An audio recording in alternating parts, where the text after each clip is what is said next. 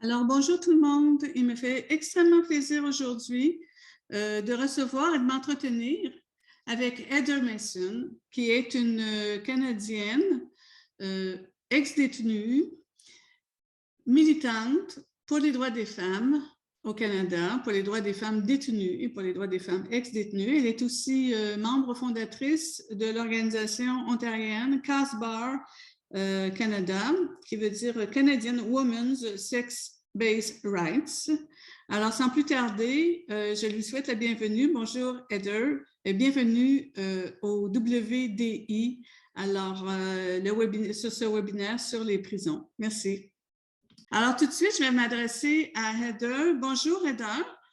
Euh, Est-ce que tu pourrais te présenter et décrire ton parcours, c'est-à-dire ce qui a mené à ton incarcération et, par exemple, en quelle année as-tu été incarcéré pour la première fois et quand es-tu sorti du système carcéral?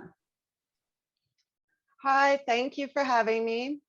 I first got in trouble with the law when I was in high school. I got an assault charge, but I ended up getting a peace Mes bond. premiers And démêlés then I avec la didn't get in justice trouble remontent à again mon until I secondaire. was J'ai 26. été accusée de voies de fait et As a écopé d'une convicted drug ordonnance de ne pas troubler first l'ordre time that I public. was arrested, I Je n'ai was pas eu d'autres legal problèmes avant until l'âge de 26 ans. 2014. J'avais une And then I dépendance got aux arrested drogues et 3 j'ai years été arrêtée pour later. la And première then I fois got en tant arrested again a qu'adulte couple en months avril later. 2014. J'ai été I arrêtée de kept nouveau getting 3 semaines arrested, plus so tard, I'd go in puis for like libérée 4 et months arrêtée and encore then une get fois arrested après like 3 quelques other mois. times again. On I get m'arrêtait, je arrested faisais again 4 and mois de again. prison, puis So j'étais I was libérée et je arrested recommençais à me twice as droguer an adult. et je me faisais The prendre. last time I was J'ai été arrested arrêtée was 5 fois en May tout à 6th, l'âge adulte. La dernière fois, 2014. c'était le 6 mai So in May it'll be 2017. 5 En years mai, that I've ça been fera off 5 drugs ans que je ne and prends plus de that I drogue et que have je n'ai pas eu been d'autres like problèmes avec la drug free, justice. haven't been arrested. And Pour répondre à la deuxième so I partie got de votre question, j'ai into commencé à public militer pour les droits des interest femmes détenues question parce que j'ai because I moi-même wanted to été en prison advocate for et women que in j'y ai vu des prison choses because I've been in horribles. prison so À many ma sortie de times and prison, on just m'a seeing placée dans une maison de horrendous things that were transition à happening. Toronto. Um, On m'a alors so demandé when de I got out, participer à I des was told panels how pour my house parler aux was jeunes de la bombed. consommation de drogue, de ce qu'on vit en So I prison, asked me to des fouilles à advocate nu for par it. exemple. So to Et speak je suis on the devenue panels bénévole with pour la société organizations, Elizabeth Fry corporations, et qui m'a churches. payé les And then frais I pour aller went à sa to conférence nationale the qui se tenait Canadian à Ottawa au mois Association of d'avril Suppressed 2019. Societies C'est National à cette Conference in occasion que Ottawa in l'association devait 2019. adopter sa politique And I actually d'inclusion won a des femmes scholarship from transgenres, paying for my ce que travel j'appelle to the des hommes convention in Michigan. transidentifiés, sur le And that thème was the Les reason femmes for the trans passing of sont the des Trudeau femmes. policy. So trans women are women. And one of the women that was in Grand Valley Pendant la Correctional conférence, Institution said une about femme détenue a herself pris la parole that how she was pour being raconter son targeted expérience throughout her cell, d'incarcération avec un homme sexually transidentifié, harassed her, un and pédophile it says that multirécidiviste, before au and after pénitencier de her Grand Valley. period. Elle a raconté comment cet She homme ended l'avait up like manipulée et harcelée having sexuellement, a trauma parfois en se response tenant devant la porte de la and salle de ended bain up quand in elle the y était pour lui demander si elle avait ses règles. hospital. She Cela a hasn't fini par spoken about affecter this sa santé and mentale asked en whether réactivant she des could traumatismes chez elle. say it in the room Après avoir and entendu son speak about it témoignage, in une the room. participante a She déclaré qu'il ended y up avait beaucoup de leaving really transphobie dans upset la and salle. crushed. Une autre a ajouté qu'on n'avait pas besoin d'avoir un vagin pour être une These femme. women really Bouleversée par cette believe absence de the soutien, advocates for la femmes femme a in quitté la prison salle en are larmes. turning their backs Moi, on us je n'en revenais for pas de this voir que ces femmes qui reset étaient payées pour policy. défendre les droits des So femmes it was détenues that nous tournaient conference le dos, that qu'elles refusaient de nous écouter was et qu'en pivotal in plus my elles life nous and made me rabrouaient. start speaking out Cette about conférence a trans marqué un policy. tournant dans So ma I vie. wasn't going to say J'ai anything. décidé de I was contester going la to stay politique de quiet about it transfèrement du because I service didn't want to know what correctionnel. the repercussions J'avais were hésité going à to le be. faire, And sachant I was on qu'en le faisant, je parole prenais des at risques, that time. d'autant plus que So j'étais en liberté I was conditionnelle à ce risking moment-là my et qu'on pouvait parole révoquer ma getting liberté à tout moment. Merci, Heather. Est-ce que tu pourrais nous informer un peu plus sur le système carcéral canadien, les prisons pour femmes, les prisons pour hommes et les niveaux de sécurité associés à chacune de ces prisons? Yes, so in Canada, we have two systems. So we have the provincial jails, Au which are Canada, 20 il y years a deux life to day. systèmes. Les prisons provinciales, où sont détenues les personnes condamnées à moins de 2 années d'emprisonnement. And remand plus de 65% des personnes qui y sont détenues sont là parce qu'elles n'ont pas demandé ou pas obtenu leur mise en liberté sous caution.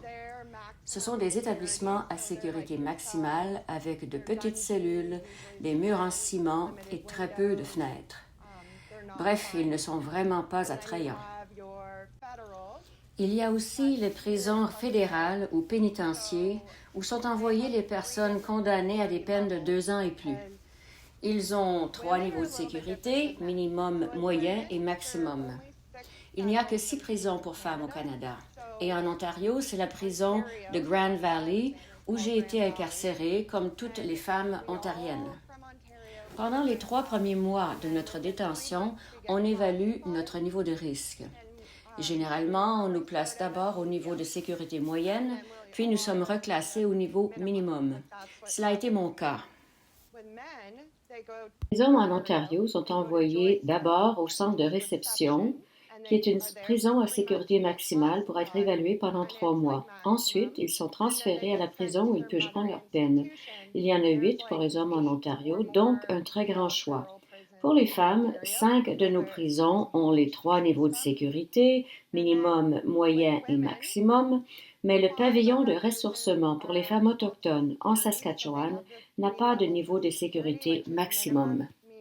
Pour les hommes, il y a des établissements de différents niveaux de sécurité, mais le niveau de sécurité minimum pour les hommes, ce sont des camps. Pour ce qui est de la sécurité maximum, il y a plusieurs sous-niveaux, comme Supermax par exemple, ce qui n'existe pas pour les femmes. Les niveaux de sécurité sont différents parce que les femmes ne posent pas un grand risque à la sécurité du public ou de la prison. Nous logeons dans de petites maisons qui ont un salon, 9 chambres, une salle de bain, une cuisine et une salle à manger. Nous avons aussi un jardin où nous pouvons cultiver nos légumes. Il y a beaucoup moins de mesures de sécurité. Les gardes ne sont pas armés et il n'y a qu'un seul mur de 8 pieds qui n'est pas muni de miradors ni de projecteurs, contrairement aux pénitenciers pour hommes. En 1934, le gouvernement du Canada a ouvert le premier établissement correctionnel fédéral pour femmes au pays. Avant cela, toutes les femmes canadiennes incarcérées étaient envoyées au pénitencier de Kingston, tout comme les hommes, mais dans un secteur différent de l'établissement. C'était un établissement à sécurité maximale et on a constaté que les femmes n'allaient pas bien dans un tel environnement. C'est pourquoi on a formé un groupe d'études sur la situation des femmes détenues, qui a rendu un rapport intitulé « La création de choix ». Dans ce rapport, il définissait de nouveaux principes et de nouvelles modalités pour les femmes en prison, constatant que leurs besoins étaient très différents de ceux des hommes. On a compris que les femmes étaient des personnes à part entière et qu'elles avaient besoin d'un environnement différent pour évoluer favorablement et pouvoir réintégrer la société. Par exemple, les détenues étaient souvent des mères et elles avaient besoin d'avoir leurs enfants avec elles. Dans les prisons fédérales pour femmes, il y a des programmes mère-enfant qui sont généralement situés dans les secteurs à sécurité minimum, là où les éléments de sécurité comme les clôtures et les murs sont moins nombreux et où les femmes ne sont pas enfermées. Il y a des terrains de jeu, des sentiers de randonnée aménagés et on prévoit des sorties éducatives pour les détenus et leurs enfants. Les prisons pour femmes sont donc très différentes de celles des hommes. Oui, c'est intéressant, Heather. Alors, nous, on se demandait ici, depuis quand au Canada, les hommes transidentifiés, c'est-à-dire les hommes qui s'identifient comme étant des femmes, peuvent-ils demander des transferts dans des prisons pour femmes sans avoir recours à des opérations chirurgicales ou à des traitements hormonaux? Ils peuvent aussi être transférés à une prison de ressort provincial. L'Ontario a ajouté l'identité de genre dans sa Charte des droits en 2012 et modifié ses services correctionnels en conséquence en 2015. Dans la plupart des prisons ontariennes, les hommes détenus transidentifiés sont séparés des femmes, mais je n'ai pas été dans une prison de ressort provincial depuis 2017. Au niveau fédéral, on a commencé à placer des hommes transidentifiés dans les prisons pour femmes en 2017, suite à l'adoption du projet de loi C-16 qui ajoutait l'identité ou l'expression de genre à la Charte canadienne des droits de la personne.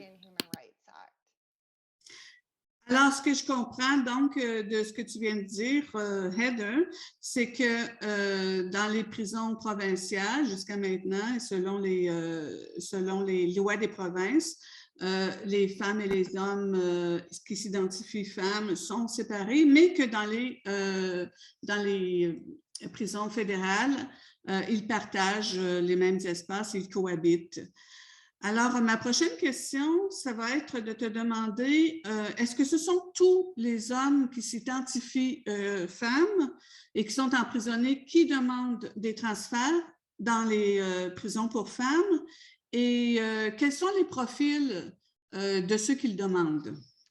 Yes, so not all males who identify as women request to be transferred. Non, tous les hommes qui se disent transgenres ne demandent pas à être transférés à une prison pour femmes, car elles vivent sans problème, comme des femmes, dans les prisons pour hommes. Cela s'explique aussi par le fait qu'ils sont souvent homosexuels et donc qu'ils veulent vivre avec des hommes, pas des femmes. Parmi ceux qui ont demandé leur transfert à une prison pour femmes, quelques-uns seulement ont évoqué des questions de sécurité personnelle. La plupart ont dit vouloir vivre selon leur identité sexuelle. L'ancienne sous-commissaire des services correctionnels pour les femmes a noté dans le compte-rendu d'une réunion que 50% des demandes de transfert à des prisons pour femmes provenaient de délinquants sexuels. Or, on sait que 20% des hommes incarcérés ont été condamnés pour des délits sexuels contre seulement 2% chez les femmes. Les délinquants sexuels sont donc surreprésentés parmi les hommes qui demandent leur transfert à une prison pour femmes. Alors, concernant les politiques de transfert, est-ce que le Service correctionnel canadien a développé une politique pour encadrer ces demandes de transfert provenant des hommes s'identifiant femmes vers des prisons pour femmes? Et si oui, est-ce que toutes ces demandes sont acceptées? Le Service correctionnel du Canada applique en ce moment une politique provisoire basée sur l'identité ou l'expression de genre. N'importe qui peut demander un transfert, peu importe qu'il ait été opéré, qu'il prenne des hormones, et sans égard au nom qui figure sur son acte de naissance, ni au crime pour lequel il a été condamné. Il suffit de demander un transfert, puis la sous-commissaire pour les femmes l'accepte ou la rejette. On peut rejeter les demandes de transfèrement parce que la politique comporte une disposition d'exception fondée sur des considérations prépondérantes liées à la santé ou à la sécurité. On entend par là le niveau de sécurité de l'établissement, l'existence d'un programme mère-enfant ou les programmes offerts sur place. Mais il y a des organismes comme la Fondation Morgane Auger, l'Association du barreau du Canada ou le Fonds d'action et d'éducation juridique pour les femmes qui affirment que c'est de la discrimination fondée sur l'identité ou l'expression de genre et que le service correctionnel a trop de pouvoir. Ils réclament l'abolition pure et simple de la disposition d'exception, de manière à ce que toutes les demandes de transfèrement soient acceptées sans exception et sans tenir compte de facteurs liés à la sécurité. C'est de la pure folie. Alors, concernant ces politiques du Service correctionnel du Canada, est-ce que les femmes détenues ou les femmes ex-détenues ont été consultées dans le développement de ces politiques-là? À l'époque, je rentrais et sortais de prison régulièrement. Et en fait, j'étais en prison quand on a adopté la politique de transfert. Aucune de nous n'était au courant. Nous l'avons appris en regardant les nouvelles à la télé en prison. Après avoir vu cela et après le dénombrement, nous sommes toutes sorties pour marcher ensemble et pour en parler entre nous. Alors, toi, Heather, tu as fait ta propre enquête informelle sur comment les femmes se sentent avec ces transferts ou qui partagent ou qui cohabitent dans les prisons fédérales avec des hommes qui s'identifient femmes. Alors, peux-tu nous parler de cette enquête informelle que tu as réalisée auprès de 60 femmes détenues ou ex-détenues et qui témoignaient de leur expérience de cohabitation en prison avec des hommes transidentifiés? L'été dernier, j'ai envoyé un questionnaire à des femmes partout au Canada. J'ai d'abord contacté des femmes qui avaient été en prison avec moi et je leur ai demandé de contacter leurs amis. Certaines femmes se sont manifestées après avoir entendu parler de mon sondage et je leur ai envoyé le questionnaire. J'ai aussi pu rejoindre des femmes qui étaient encore en prison, soit par l'entremise de membres de leur famille, soit en leur parlant directement au téléphone. Environ les 2 tiers des femmes détenues ont dit qu'elles ne se sentaient pas en sécurité quand elles étaient logées avec des hommes. Beaucoup d'entre elles ont signalé des comportements indésirables.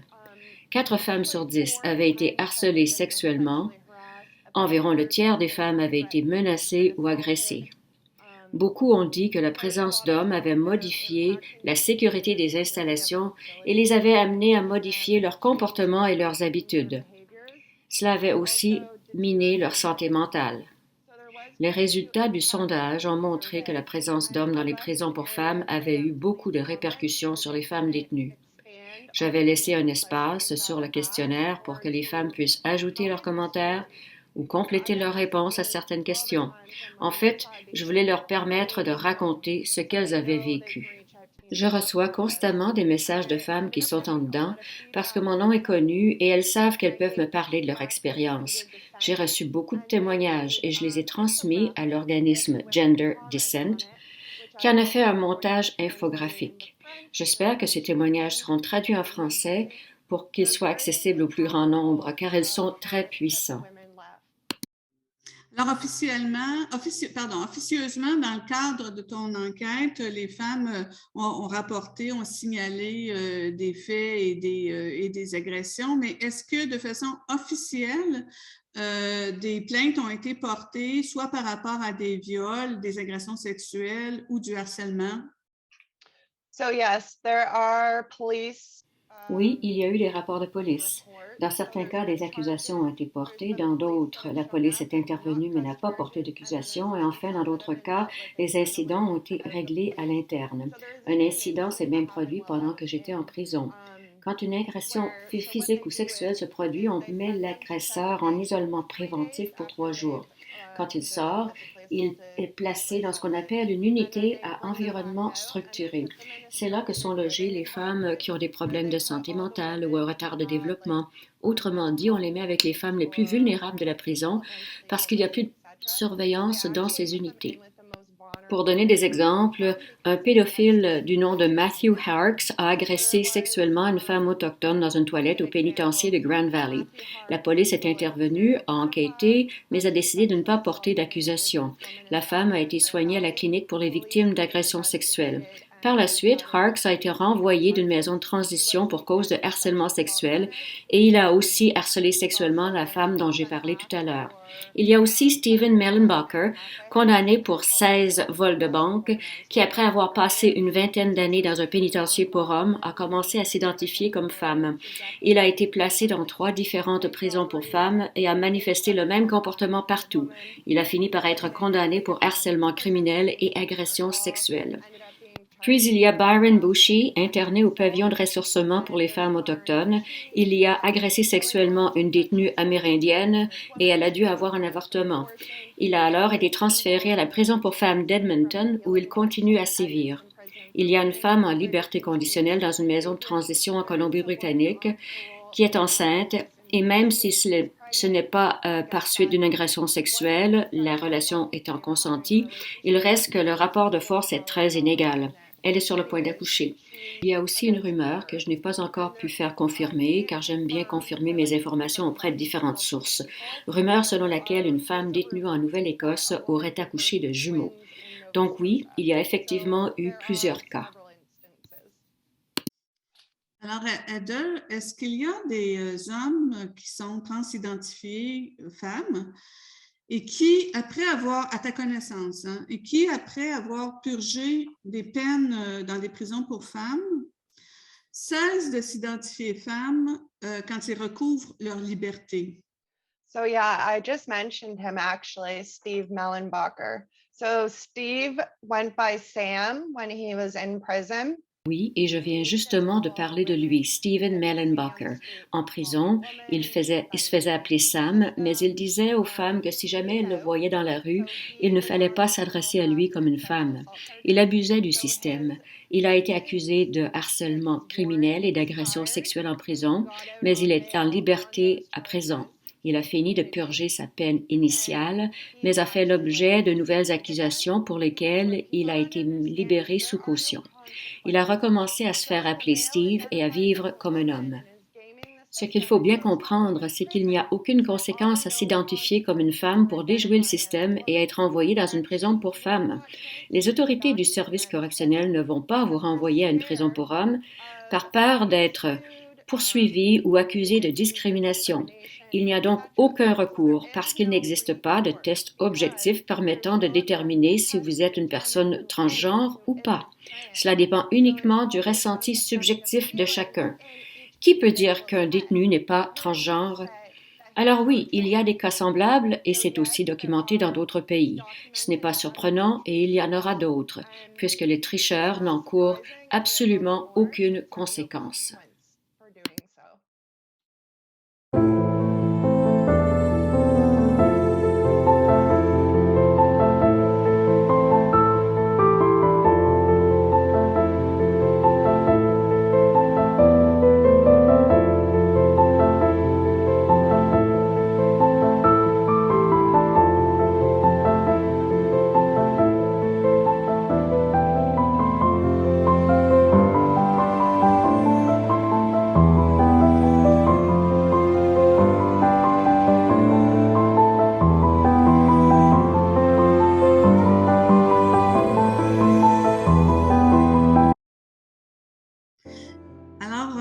Nous savons, Heather, que les autorités carcérales ont le droit de vérifier ou de questionner la sincérité des croyances religieuses qui sont invoquées par certains prisonniers afin de s'assurer que ces croyances religieuses-là ne sont pas invoquées pour obtenir certains privilèges en prison. Alors, ma question est, est-ce que les autorités carcérales ont aussi le droit de s'assurer de la sincérité d'une identité de genre autodéclarée? Oui, j'ai vu beaucoup de cas où on a vérifié la sincérité de l'appartenance religieuse d'une détenue parce qu'il y en a qui déclarent avoir une religion particulière pour avoir accès à de meilleurs repas. C'est aussi pour pouvoir troquer certains aliments contre des articles vendus à la cantine. Dans le cas de l'identité de genre, jusqu'à tout récemment, il y avait des directives pour vérifier si l'identité de genre était authentique. La personne devait avoir vu un psychiatre et reçu un diagnostic de dysphorie de genre. Bref, il y avait des balises, mais les militants n'en veulent aucune. Ils disent que les personnes transgenres ne devraient pas avoir à suivre un traitement médical et je suis d'accord sur ce point, parce que personne ne devrait avoir à subir une chirurgie s'il ne le souhaite pas. Mais alors, comment déterminer qui est vraiment transgenre? Les hommes détenus qui se déclarent transgenres n'ont pas besoin de se présenter sous une apparence féminine. Ils peuvent avoir une barbe et porter des vêtements d'homme. Comment peut-on savoir qui est vraiment trans et qui ne l'est pas? Le service correctionnel a les mains liées. Il n'a plus le droit de dire à un détenu « vous n'êtes pas une femme » parce qu'apparemment, ce serait de la discrimination. Comme je l'ai mentionné, c'est la sous-commissaire pour les femmes qui accorde ou refuse le transfert vers des prisons de femmes. Elle a institué un comité d'examen de l'identité de genre pour la conseiller dans le cas des demandes compliquées. Je ne sais pas exactement ce que fait ce comité, mais les activistes transgenres disent que c'est de la discrimination et qu'on ne devrait jamais pouvoir remettre en question l'identité ou l'expression de genre d'une personne. Mais voilà, on n'a même pas besoin de s'identifier comme femme. Il suffit de se dire non-binaire, bispirituel ou appartenant à l'un des 107 autres genres. Alors, en terminant, Heather, je te remercie beaucoup de toute cette information que tu nous as donnée. Est-ce qu'il y a des sujets que tu aimerais aborder ou dont on n'a pas parlé et que tu aimerais couvrir, en fait? Oui, merci Ghislaine. Il y a un aspect qu'il est important d'aborder. Quand les femmes ont été condamnées à la prison, on n'a jamais pris en considération le fait qu'elles seraient incarcérées avec des hommes à l'anatomie intacte, ce qui augmente le risque de viol ou de grossesse. Je pense qu'il faut réexaminer le dossier de toutes les femmes détenues actuellement parce qu'étant donné ce risque accru de torture, il n'est pas justifié de les garder en prison. J'aimerais aussi parler de nos manifestations devant les prisons. Au cours de la dernière année, nous avons tenu 11 manifestations devant des prisons au Canada pour sensibiliser la population au transfert d'hommes dans les prisons pour femmes. Il y en aura une autre au mois de mars. Vous pouvez contacter WDI Québec pour savoir s'il y en est dans votre province. Il y aura des manifestations partout au Canada et vous pouvez vous renseigner sur celle qui aura lieu dans votre ville ou dans votre province.